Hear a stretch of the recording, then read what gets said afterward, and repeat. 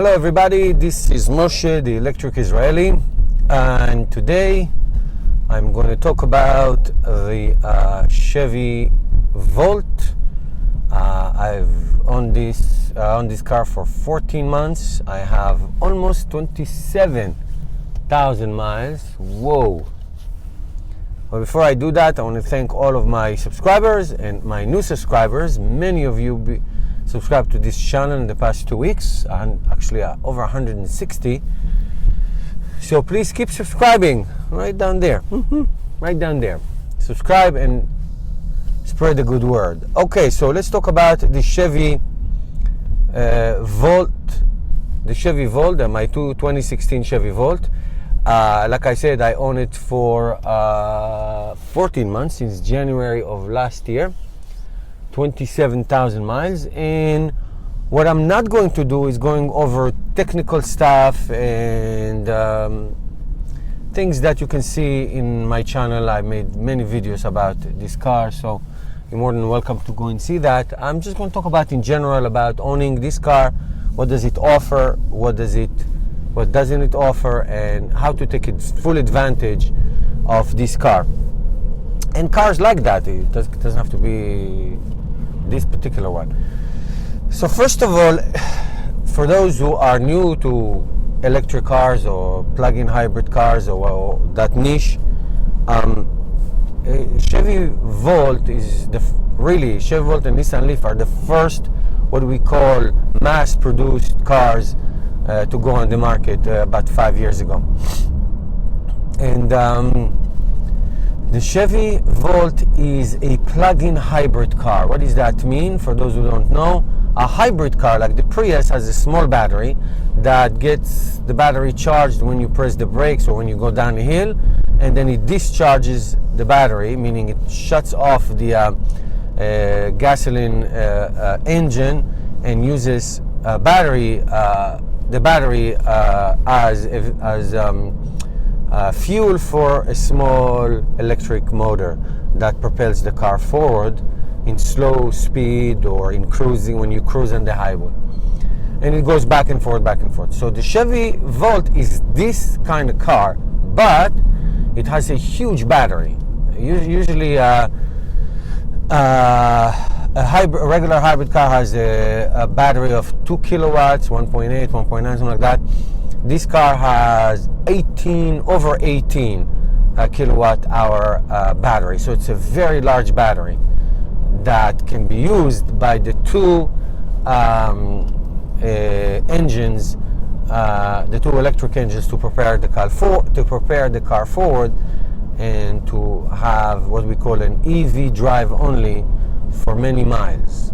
So this car usually in the summer will give you 55 pure electric miles, and in the winter about 36, 37 pure electric miles. What happens when the car runs out of battery? Well, it has a regular engine, a regular gasoline.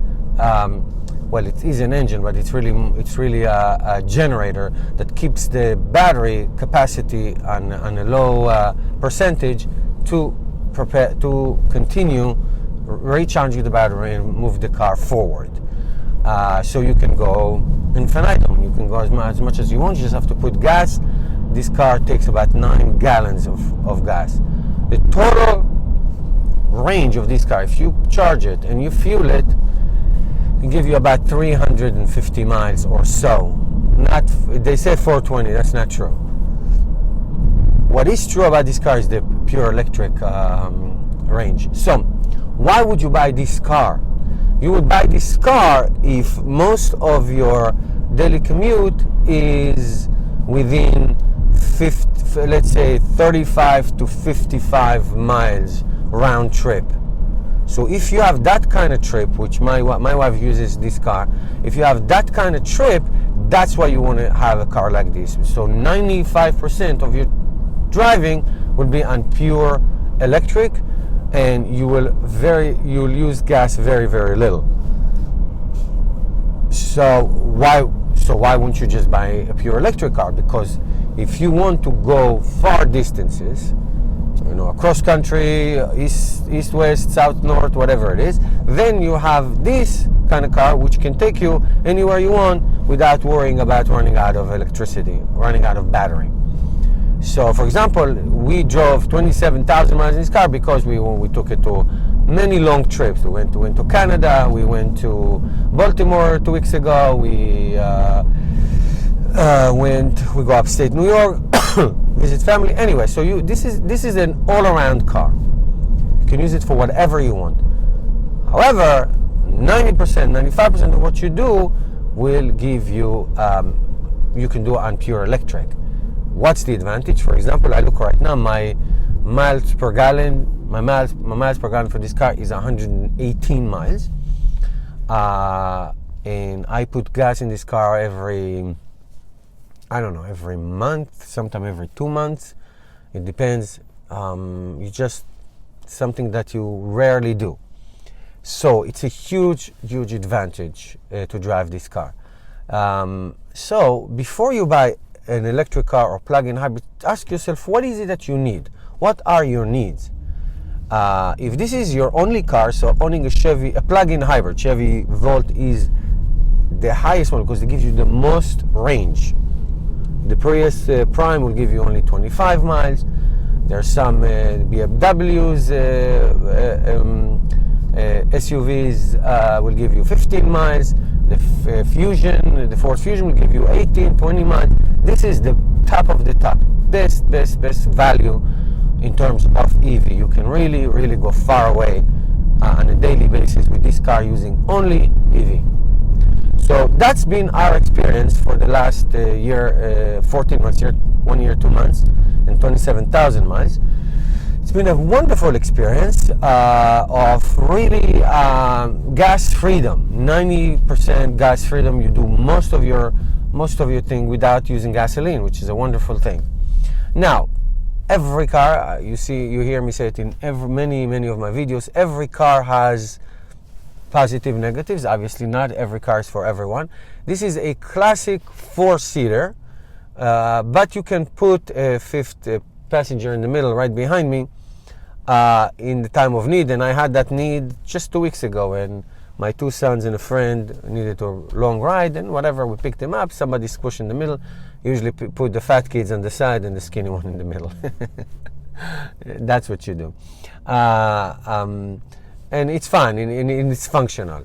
In this car, I love the trunk. I always say that I really love the trunk. It's so functional. By the way, hatchback cars are just awesome. I just love those kind of cars. One of my favorites. Anyway, so it really has a great advantage. It's very comfortable. It's a very beautiful, slick looking car. It's a torque monster. It is so fast off the line in acceleration from 0 to 30 or 50, 60, and also in the highway when you need to pass somebody, you fly by everybody. It's very, very fast car. It's beautiful driving, very smooth and I said it in many videos, I hate the visibility in this car. The mirrors are very small, and the trunk configuration, like the car behind me, I just see half of it. You get used to it. It's not the end of the world, but I would say this is a car for an experienced driver. I mean, I won't give it to my son to drive until you get experience, when you really know your way around and you feel comfortable, so you can really understand the trajectory and who's behind you, who's next to you. So you should be experienced driving this car because the visibility and the A-pillars are thick, so there's a lot of blind spots, so you need to know. But if once you get used to it, it's fine. You don't even think about it. It's really been a wonderful experience. My wife loves it. It's a very functional car.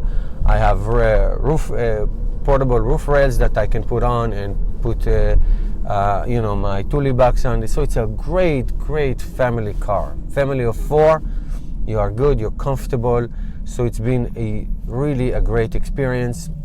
Very little to do. I mean, I take it to maintenance. Chevy gives you 2 years or 20,000 miles? No, sorry. 24,000 miles or 2 years of free maintenance. The battery has a 7 years warranty. So you really have, it's really a good deal, and I think this is a tremendous bridge car before the mass-produced EVs, full EVs with 200 miles and more are available nationwide. I mean, the Volt EV is available, but only in the West Coast now. It will come down. It will come around, and it will. And Tesla Model 3 is coming. They have nationwide charging. Charging is still an issue for non-Teslas, as you hear me say often. But it gets better. It's not so reliable, but it gets better. That's why a car like this is a very good in between. You can do whatever you want with this car, and yet you can enjoy the EV driving experience most of the time. I always say this: once you drive an EV car, it's very hard or impossible to go backward. It's such a wonderful experience. So that's that. If you have any specific question about specific thing I didn't cover, I'm sure I didn't, please put it in the comments below. I'll be always happy to answer. I usually do answer. Subscribe, like my Facebook, and most importantly, share, and let's change the world one electric car at a time. Have a good day.